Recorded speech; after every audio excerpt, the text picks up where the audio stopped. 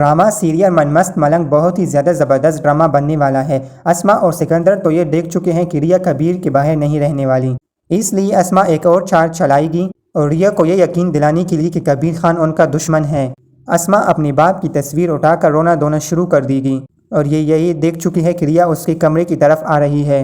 वो अपने बाप के साथ मुखातिब होकर कहना शुरू हो जाएगी कि कबीर खान दुश्मनी निकाल रहा है और इसलिए वो रिया को इस्तेमाल कर रहा है।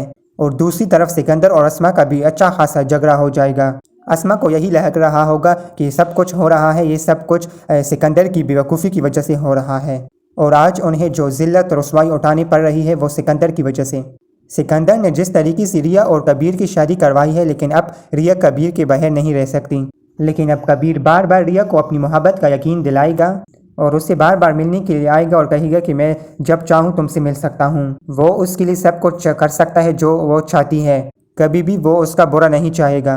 रिया आहिस्ता आहिस्ता कबीर की मोहब्बत में गिरफ्तार होती जा रही है और वो इस बात को तस्लीम भी कर रही है कि कबीर उसके साथ बहुत ज़्यादा अच्छा है, मगर जिस तरीके से अस्मा और सिकंदर चाहते हैं कि वो हमेशा हमेशा के लिए कबीर की ज़िंदगी से दूर रहे।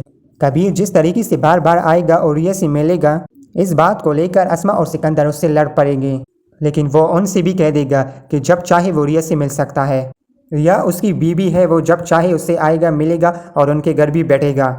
ये बात सुनकर सिकंदर और अस्मा दोनों ही खामोश रह जाएंगे। सिकंदर तो यही चाहता था कि जल्द से जल्द तलाक हो जाए और रिया अपने घर वापस आ जाए, लेकिन ऐसा होता मुमकिन नज़र नहीं आ रहा। तो नाजरीन, अब आप लोगों को क्या लगता है कि रिया कबीर से तलाक ले लेगी या एक दफ़ा फिर उसकी ज़िंदगी में चली जाएगी? कमेंट में हमें ज़रूर बता दें और अगर इसी तरह की वीडियोस देखना चाहते हैं तो हमारे चैनल को सब्सक्राइब कर ले और बेल कॉन कर ले। शुक्रिया।